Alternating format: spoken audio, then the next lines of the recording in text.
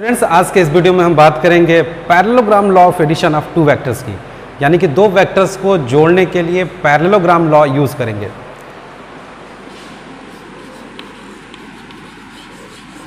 Parallelogram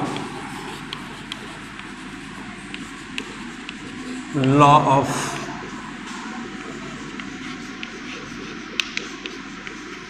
addition of two vectors. तो सबसे पहले समझते ये हैं कि इस लॉ से हम लोग किन दो वेक्टर्स को जोड़ सकते हैं। कोई भी दो वेक्टर्स जो किसी पैरेललोग्राम के एडजेसेंट साइड्स हो सकते हों। जैसे हमने यहाँ दो वेक्टर्स लिया ए और बी। अगर ये दो वेक्टर किसी पैरेललोग्राम के, एक ही पैरेललोग्राम के एडजेसेंट साइड्स हो सकते हैं, तो इस लॉ से हम लोग ऐसे दो वेक्टर्स को ऐड कर सकते हैं। और रूल ये कहता है कि ऐसे दो वेक्टर्स का जो रिजल्टेंट होता है वो पैरेललोग्राम का डायगोनल होता है। यानी आप इन दोनों वेक्टर्स की सहायता से अगर पैरेललोग्राम कंप्लीट करें तो इन दोनों वेक्टर्स का रिजल्टेंट वेक्टर, यानी इन दोनों वेक्टर्स का सम पैरेललोग्राम का डायगोनल होगा। और कौन सी डायगोनल? किसी पैरेललोग्राम में दो दो डायगोनल्स हो सकते हैं, ये वाला भी और ये वाला भी, बट इन दो वेक्टर्स का जो रिजल्टेंट होगा पैरेललोग्राम की वो डायगोनल होगी जो डायगोनल इन दो वेक्टर्स के इंटरसेक्शन पॉइंट से पास करती हो। This diagonal is passing through the intersection point of these two vectors and that's why this diagonal will be the resultant of these two vectors. तो चलिए, ये रिजल्टेंट वेक्टर हो गया, वेक्टर ए और vector B का सम। अब अगर resultant vector का मैग्नीट्यूड मालूम करना हो तो जैसा कि हम लोग को मालूम है कि किसी भी वेक्टर का मैग्नीट्यूड उस वेक्टर को जिस एरो से रिप्रेजेंट किया है उस एरो की लेंथ ही होती है। यानी कि रिजल्टेंट वेक्टर अगर हमने इस एरो से रिप्रेजेंट किया है तो इस एरो की जो लेंथ है वही रिजल्टेंट वेक्टर की मैग्नीट्यूड होगी। तो आप कैसे भी करके अगर इसकी लेंथ फाइंड कर लेते हो तो रिजल्टेंट वेक्टर का मैग्नीट्यूड आपके पास आ जाएगा। तो चलिए, ये लेंथ फाइंड करना है हमें। तो इस लेंथ को फाइंड करने के लिए आप एक परपेंडिकुलर ड्रॉ कर लीजिए। ये परपेंडिकुलर ड्रॉ कर दिया, नाम दे दीजिए AN PQR। और हमें ये वाली लेंथ मालूम करनी है। तो ये वाली लेंथ आप तब मालूम कर पाओगे जब ये टोटल लेंथ मालूम हो और ये वाली टोटल लेंथ मालूम हो। दैट मीन्स परपेंडिकुलर पता हो और बेस पता हो पूरा पूरा, तो आप डायगोनल निकाल सकते हो पाइथागोरस थ्योरम से। तो चलिए, ये वेक्टर अगर A है और ये वेक्टर B, और अगर ये दोनों गिवन वेक्टर्स हैं तो निश्चित तौर पर इन दोनों वेक्टर्स के बीच का एंगल भी गिवन होगा। थीटा इस वेक्टर और इस वेक्टर के बीच का एंगल है, वो भी गिवन होगा क्योंकि वेक्टर A और वेक्टर B गिवन था। ओके, अब अगर ये वेक्टर B है तो नो डाउट कि ये भी वेक्टर B ही होगा क्योंकि ये पैरेललोग्राम के अपोजिट साइड्स है। ये वेक्टर B है तो ये भी वेक्टर B होगा क्योंकि ये पैरेललोग्राम के अपोजिट साइड्स हैं और पैरेललोग्राम के अपोजिट साइड्स एक दूसरे के पैरेलल होते हैं और मैग्नीट्यूड में भी इक्वल होते हैं।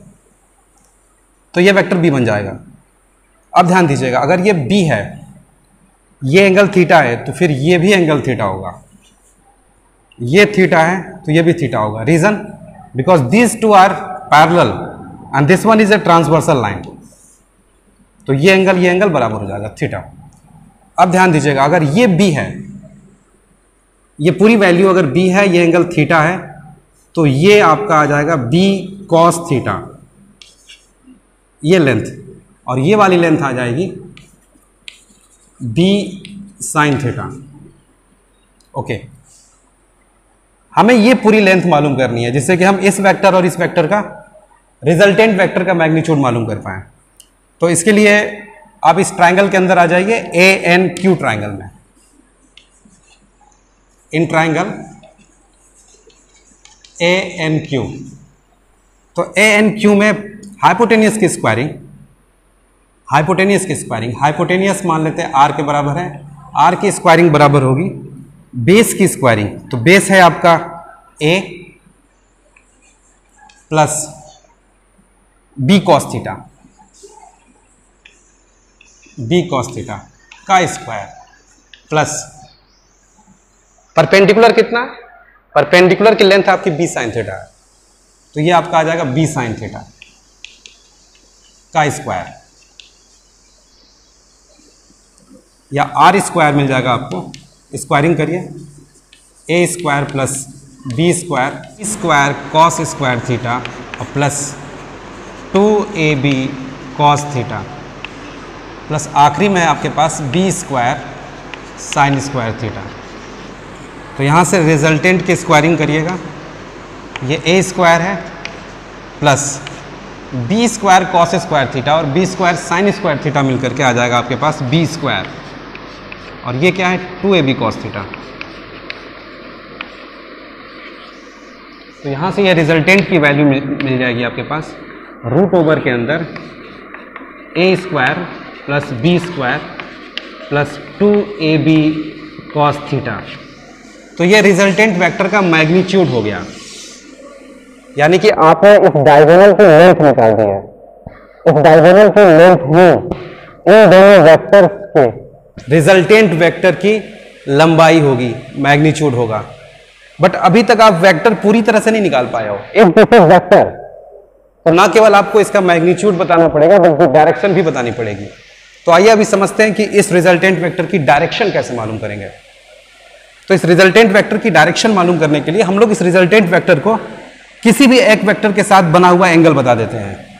आपने अगर ये बता दिया कि ये रिजल्टेंट वेक्टर वेक्टर ए के साथ कितने डिग्री का एंगल बना रहा है, तो that angle with the exact direction of this resultant vector. कहने का मतलब ये है कि रिजल्टेंट वेक्टर अगर गिवन वेक्टर ए के साथ, चूंकि वेक्टर एक गिवन था दैट मीन्स कि उसकी डायरेक्शन पता होती है, और उस गिवन में वेक्टर के साथ कितने डिग्री के एंगल पर रिजल्टेंट वेक्टर है अगर आपने ये बता दिया, दैट मीन्स रिजल्टेंट वेक्टर किस डायरेक्शन में है ये मालूम हो जाएगा। तो चलिए हम लोग अल्फा की वैल्यू निकालते हैं, where alpha is angle of the resultant vector with the given vector A. तो ये अल्फा निकालना बहुत ही आसान है। अगर आप इस ट्राइंगल के अंदर में, इसी right angle triangle A N Q में, in triangle A N Q,